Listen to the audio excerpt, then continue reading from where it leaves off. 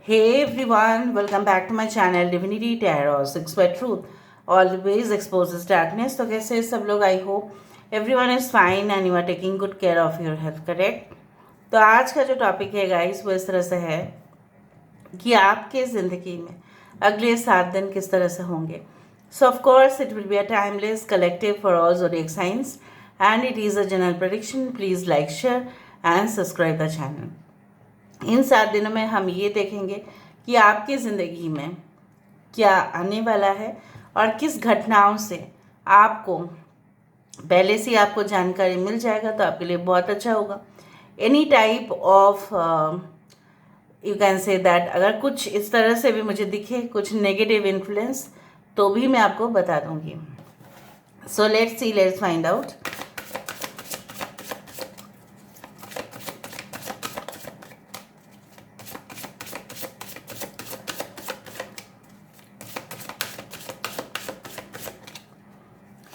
सो first card हमारे पास है टेलीसिन. ओके, यहाँ पे है हमारे पास एरियन हॉट. Okay, we do have the isle of Avalon. हमारे पास यहाँ पे है ब्रैनवन. यहाँ पे है हमारे पास द एबे. यहाँ पे है sacred union. I hope you can see the cards properly. And bottom of the deck हमारे पास है the Lady of Charlotte. Okay. अभी हम टैरो डेक से देखेंगे तो हमें ऑब्वियसली और भी पता चलेगा, लेकिन इम्पोर्टेंट नंबर्स मैं आपको बता देती हूँ. इट्स 22, 31, 3, 32. हो सकता है कि आप 1133 ज़्यादा देखते हैं या 2332 ज़्यादा देखते हैं. ओके, 1441 हो सकता है, 1331 हो सकता है. ठीक है, so let me check out this cards. Universe पर गाइस प्लीज़ गाइड करें कि अगले 7 दिनों में क्या होने वाला है मेरे व्यूअर्स के ज़िंदगी में. क्या हो सकता है अगले 7 दिनों में.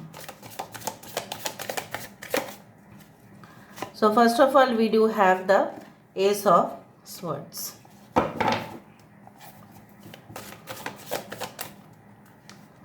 Okay, we do have 3 of Love. Wow. यहाँ पे है हमारे पास 4 of Swords. All right.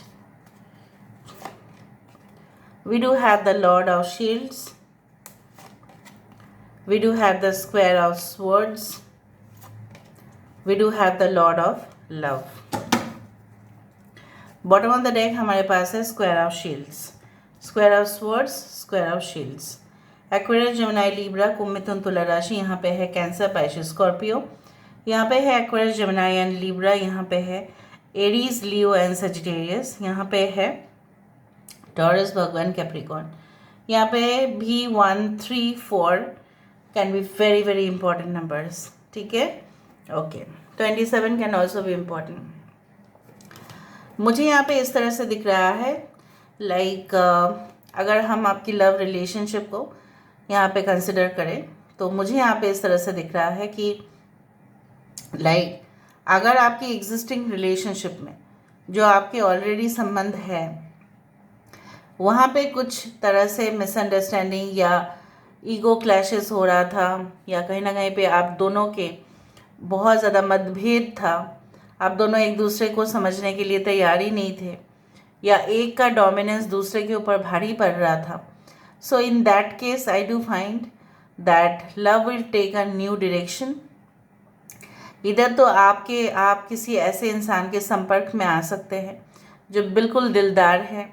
ठीक है, अपना दिल कभी भी ये इंसान किसी का दिल नहीं दुखाते हैं और जानबूझ के रिलेशनशिप को डिटोरिएट नहीं करते हैं, ख़राब नहीं करते हैं.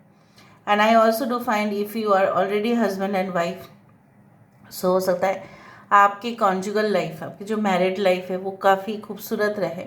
आप दोनों एक दूसरे के साथ बहुत अच्छे से क्वालिटी टाइम स्पेंड करें. क्वालिटी टाइम स्पेंड करने का मतलब यही नहीं होता है सिर्फ लग्जरी और सिर्फ जाना घूमना या हाँ, उसके साथ साथ ये इंसान आपको suppose if you are a female और अ मेल वट एवर, ये आपको किचन में आके पीछे से हक करना, ठीक है, आपकी ज़रूरत की जो चीज़ें हैं वो लेके आना, so they will just make you comfortable. कहीं ना कहीं पे मुझे उस तरह से दिख रहा है। And I also do find कि आप दोनों के अंदर अगर ब्लॉकेजेस था, नो कॉन्टैक्ट वाली सिचुएशन है, सो इसमें भी मुझे यहाँ पे दिखाई दे रहा है लाइक आपके पर्सन जो है बहुत ही ज़्यादा लॉजिकली डिसीशन तो वो लेते थे, लेकिन इस बार वो डेफिनेटली हार्म मतलब एक ऐसा डिसीशन वो लेने वाले हैं जहाँ पे दोनों की ही ज़िंदगी पूरी तरह से आबाद होगा। So basically this person is going to think more of you. So आपको हिकअप्स आ सकते हैं, ओके आपको बार बार इस इंसान की याद आ सकते हैं। तो आप समझ जाना कि this person is only thinking of you and constantly remembering you. मुझे यहाँ पे ये भी दिख रहा है कुछ लोगों के लिए आपकी सेक्सुअल रिलेशनशिप काफ़ी ज़्यादा हाइट पर रहेगा, ठीक है। आप दोनों कैसे भी हो, किसी भी रिलेशनशिप में हो, so your relationship is definitely going to heal and progress a lot. मुझे ये भी दिखाई दे रहा है कि काफ़ी ज़्यादा क्लियर मैसेजेस आपको आना शुरू हो जाएंगे।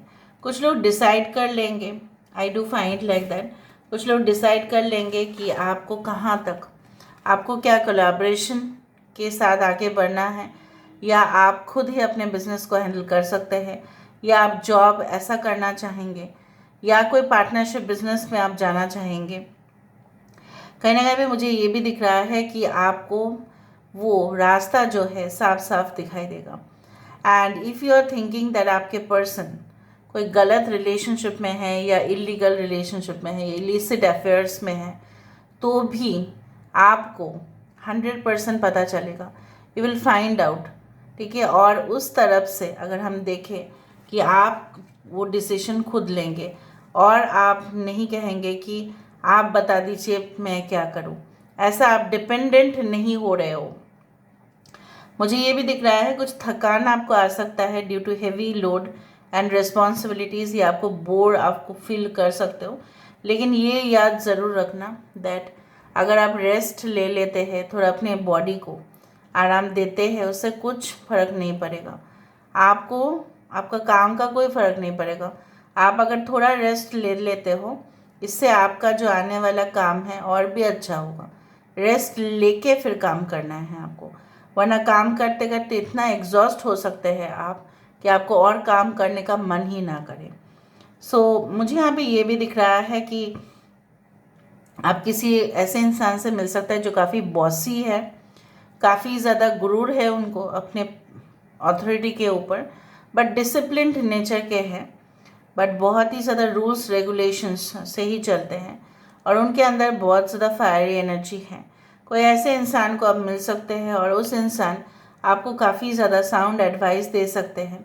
मे बी आप उनसे काफ़ी ज़्यादा एज में छोटे हैं, सो वो ये इंसान जो है आपको पूरी तरह से सिखा सकते हैं कि strategies, goals, dynamics, work dynamics, ठीक है, ऑफिस डायनामिक्स किस तरह से होते हैं, वर्क फ्लो किस तरह से बढ़ाया जा सकता है, मतलब कि किस तरह से इंडस्ट्री या कोई भी फैक्ट्री या कोई भी काम करने का जगह का प्रोडक्टिविटी कैसे बढ़े, मतलब काम आसानी से और कैसे किया जा सकता है। सो मुझे यहाँ पे दिख रहा है काफ़ी ज़्यादा मीटिंग्स अटेंड करते हुए, जहाँ पे वो बॉस आप लोगों को डायरेक्शन देंगे, या अगर आप खुद बॉस हैं सो आपको डायरेक्शन देना पड़ेगा, उनको एक दिशा दिखाना पड़ेगा, वरना क्या होगा, उनका लेथर्जी काम के ऊपर ज़्यादा बढ़ेगा। जब उनको पता ही नहीं है कि उनका लाइफ पर्पस या मीनिंग क्या है, वो जो काम कर रहे हैं उसका क्या है, लाभ क्या है, सिर्फ सैलरी या उससे भी ज़्यादा। So you will just speak to them regarding apart from their work और सैलरी क्या क्या और मायने रखते हैं, ठीक है। आप समझाएंगे उनको कि देखो आप सिर्फ काम नहीं करना, आप मन लगा के काम करो, आप ऐसा समझो कि आप ही क्या ऑर्गेनाइजेशन है, तब जाके और ऑर्गेनाइजेशन और बढ़ेगा। फिर आप क्या करेंगे, फिर आपका और इंक्रीमेंट होगा और आप अच्छे पोजीशन में जाएंगे। ठीक है, उसी तरह से। So maybe you will conduct some training procedures. हो सकता है अगर आप खुद स्टूडेंट हैं तो maybe a new learning device, हो सकता है कि आप कुछ ऐसा खरीद ले। मे बी आई डोंट, या बुक्स तो every one like purchase, but I do think so there can be certain gadgets जो आपको खरीद लेने की ज़रूरत पड़ जाए इमरजेंसी में। May be a desktop, may be a laptop, may be certain other things, a tab, जहाँ पे आपको उस चीज़ की ज़रूरत अक्सर पड़ता रहे। अगर आप म्यूजिशियन हैं, अगर आप उस फील्ड में हैं, specifically in the field of art, fine arts या परफॉर्मेंस आर्ट्स, सो वहाँ पे भी मैं देख पा रही हूँ काफ़ी ख़रीदारी हो सकता है। हो सकता है कि आप एक स्पोर्ट्स पर्सन भी हैं तो आपको एडिशनल जो भी स्पोर्ट्स इक्विपमेंट चाहिए आप खरीद रहे हो। कुछ लोग अपने जिम, मतलब जिम को अपने घर में लेके आ रहे हैं, मतलब you are purchasing certain equipments related to your body structure. So आप चाहते हैं कि आपकी बॉडी टोन्ड हो जाए, कहीं ना कहीं पे आपको वो स्लीपीनेस फील होता है या आपको काम करने के बाद बहुत ज़्यादा थकावट महसूस हो जाता है, तो जनरली आपको ऐसा लगता है कि आपकी एनर्जी बहुत डिप हो रही है। एक मैं आपको चीज़ बताने की कोशिश कर रही हूँ, आप इसको समझ जाना कि एक कोई ऐसा जगह पे, कुछ ऐसे रहस्यमय जगह हो सकता है, वो आपको देख के लग सकता है ये बहुत ऑर्डिनरी है, इसका तो आधा स्ट्रक्चर पूरी तरह से ख़राब है, but you may find certain valuable over there. कुछ आपको वहाँ से बहुत वैल्यूएबल, मतलब बहुत कीमती मिल सकता है। एंड आई डू थिंक सो कि वो कोई बिल्डिंग ना होकर कोई ऐसा जगह, कोई ऐसा बॉक्स हो सकता है।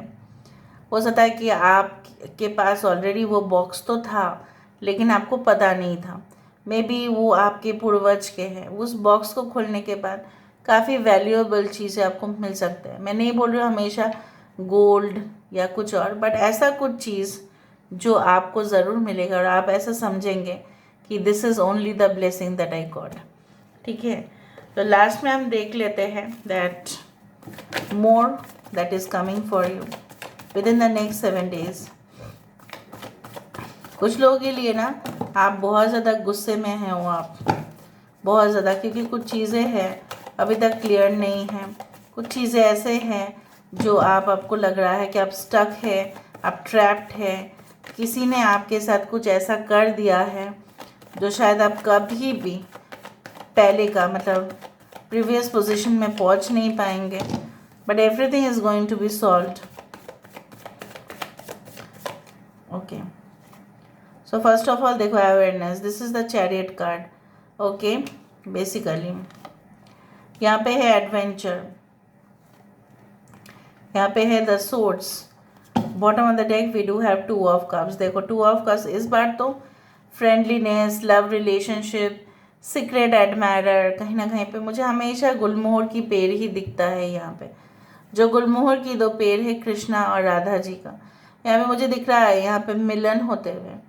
You both people will accept each other as you are.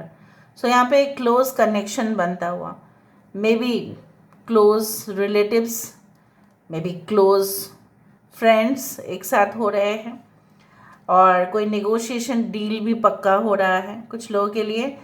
मैंने आपको ये कहा था कि शायद आप, अगर आप हस्बैंड वाइफ है, हो सकता है कि आप कोई ऐसा कुछ क्वालिटी टाइम स्पेंड करें। इवन मुझे ये भी दिख रहा है कुछ ऐसा न्यू ट्राई करना चाहोगे आप जो पहले कभी भी नहीं किया होगा। तो सटल वे में मैं बोल रहा हूँ because I can not say this things on YouTube. तो मुझे ये भी दिख रहा है someone is becoming, going to become the source of happiness for you. So किसी का खुशी की राज जैसे कोई और ही जिम्मेदार है। आपके अंदर जो चेतना है, सबको देखो, हमारा जो है ना सब कुछ चेतना से ही होता है, सबकॉन्शियस अनकॉन्शियस माइंड से। बेसिकली यहाँ पे एक सोल अवेकनिंग मुझे दिखाई दे रहा है, जहाँ पे आपके अंतरात्मा ही आपको वो दृष्टि आपको दे रही है कि ये राइट है, ये रॉन्ग है। सो आप खुद ब खुद उस रास्ते से जा रहे हो, और इस रास्ते के ये जो है इसके नीचे खाई है, और आप बहुत ही ज़्यादा इनएक्सपीरियंस्ड है या आपका एज कम है, but you will know that after rainy days the rainbow is definitely coming. So कुछ चीज़ों के लिए आपको रिस्क शायद आप उठाए, या आप डिसीशन कंसल्टेंसी फॉर्म में जाए, वहाँ से कुछ आपको मिले सजेशंस और उसके आधार पर आप फिर इन्वेस्ट करें। उसी तरह से मैं देख पा रही हूँ, लेकिन खुशी का सोर्स जो है वो मुझे दिख रहा है। So this is all about today's reading, guys. I hope you like it, and if you like, please do share and subscribe. Thank you so much for being with me. Love you a lot. Take care of yourself and bye.